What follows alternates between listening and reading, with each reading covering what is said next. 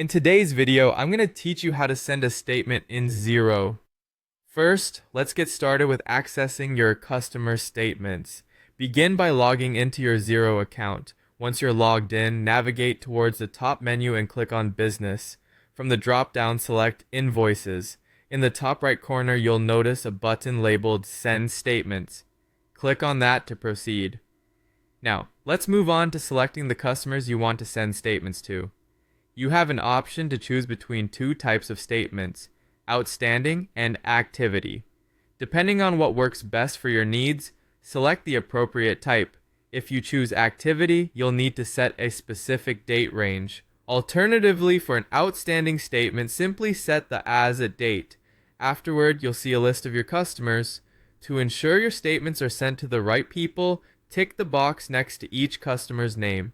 If you're dealing with a large number of contacts, filtering by contact group or searching for customers individually can save you a lot of time. Before we send anything out, it's crucial to preview the statement first.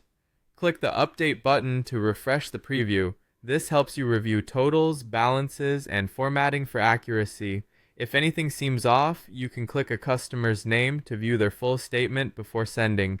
Once you've double-checked everything, it's time to send out the statement. Click Email at the top right of your screen.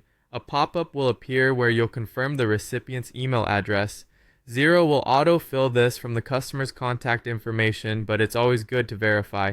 You can edit the subject line and the message content here as well to add a more personal touch or specific instructions. If you wish to attach a PDF version of the statement, there's an option for that too. After finalizing the details, hit Send. Finally, monitoring your sent statements is key to maintaining good customer relations and cash flow. If you head back to Business and then Invoices followed by Send Statements, you can see an overview of who has received their statements. And if you're dealing with overdue balances frequently, it might be beneficial to enable automated reminders. To do this, you'd navigate to Invoice Settings, where you can set up reminders to nudge customers to pay their dues timely. With these steps, you're well on your way to managing and sending customer statements effectively in Xero. Thank you for watching, and I hope this tutorial